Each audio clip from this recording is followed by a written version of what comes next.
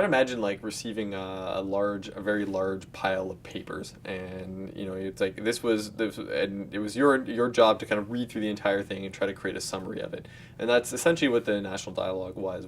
The National Dialogues was taking the work that had been done in the regional dialogues and trying to coalesce it into some core themes that could get used to help to generate a vision in terms of how Canadians saw what Canada's role in the world should be.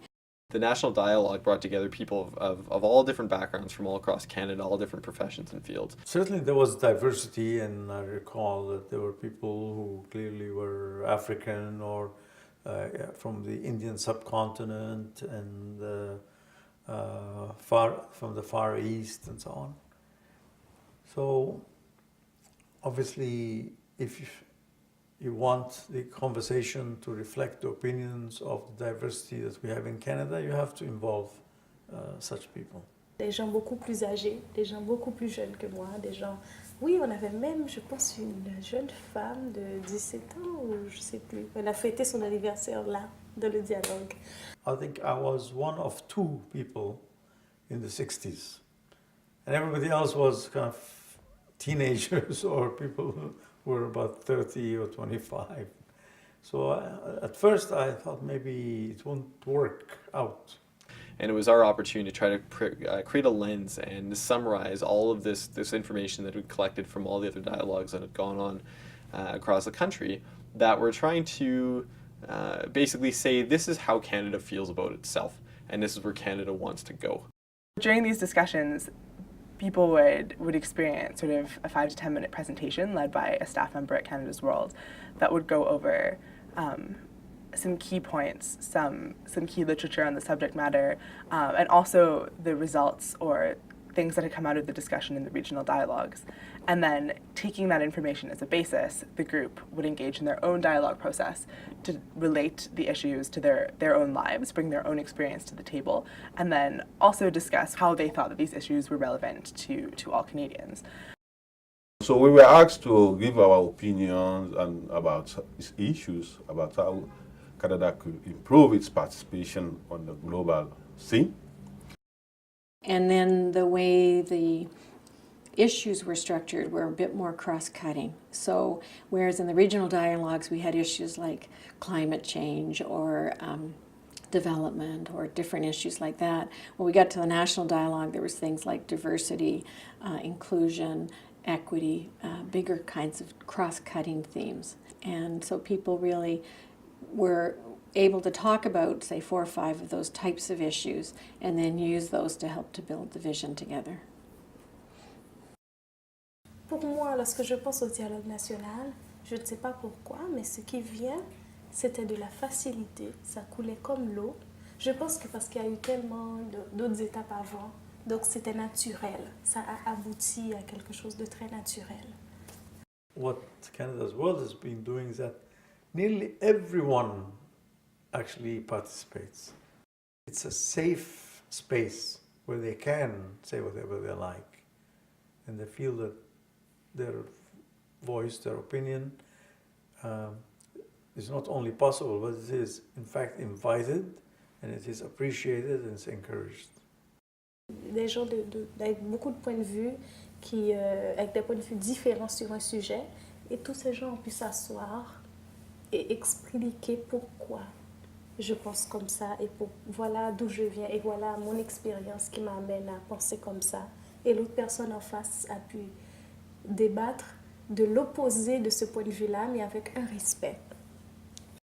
As an intern, I was working as a note taker in some of the dialogue groups, which really made me listen very closely to what people were saying because I had to transcribe everything.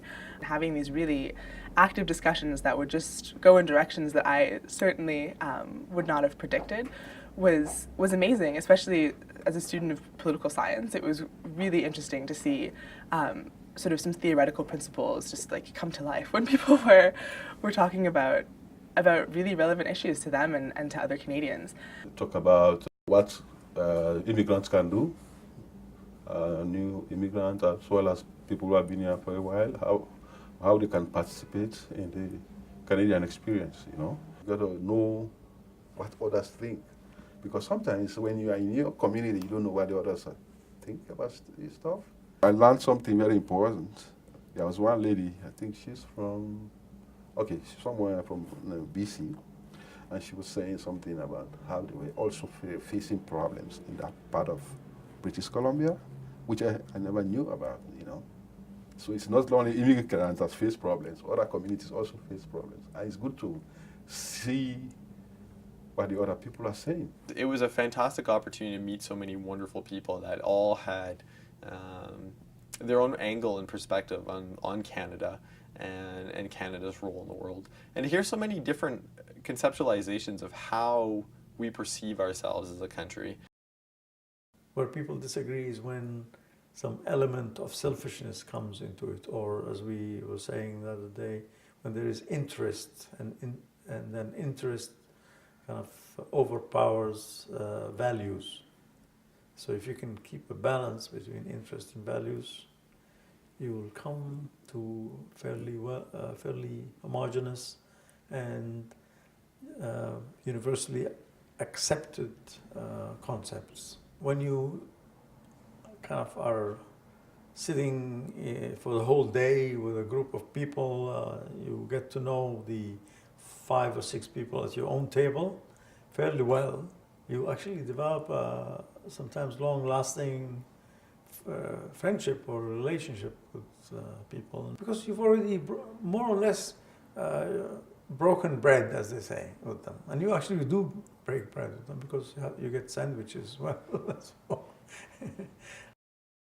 And I also got to meet all of the other interns from Canada's World from universities across the country, and that was really fantastic, because we've definitely been in touch online and over the phone in organizing different regional dialogues and organizing different projects, and then to be able to come together and share our own experiences of working with people in different regions and with different experiences, and all be in one room for a weekend was definitely fantastic.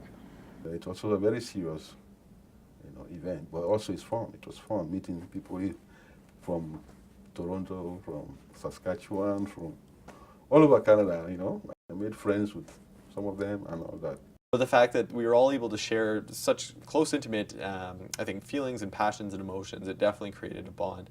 But at the end, I think that we were all just very proud of what we had achieved together and excited about what we had discovered. People being open and honest with one another and setting that, not so much ground rule, but that tone, that what everyone around the table was going to value was people being very honest and open and quite personal in terms of their values and beliefs.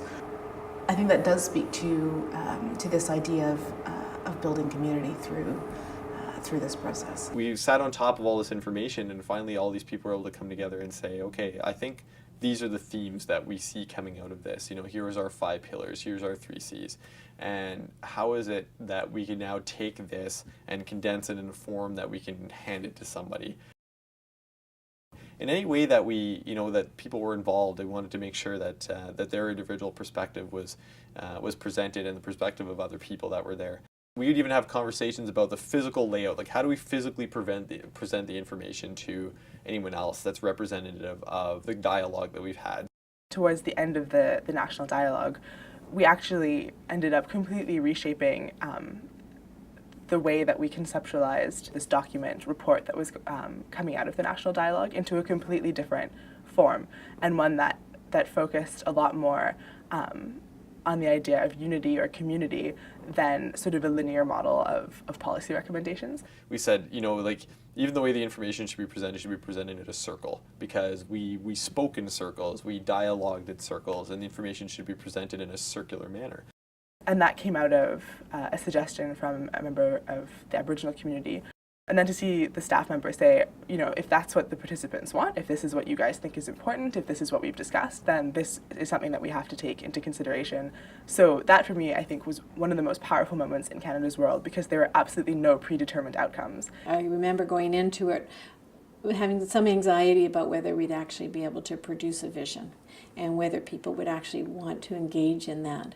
And people really got animated by it and excited about the idea of developing a vision, to the point where a number of them kind of went away and worked overnight to actually develop the vision and come back the next morning and have something. So they really took ownership over it and really worked hard to actually come together and actually develop something that they felt both was accurate for everybody who'd participated in the regional dialogues and some of the other activities around Canada's World, but then take it to another level by coming to this vision.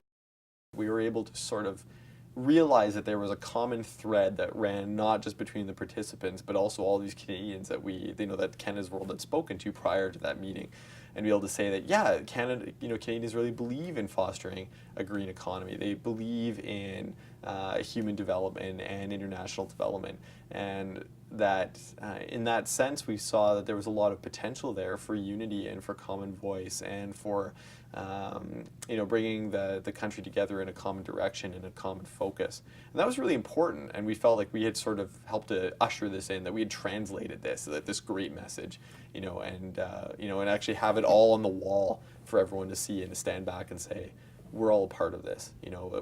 There's thousands of Canadians before us. We've been able to sort of, take the language and put it together, but here it is, and we're all part of that.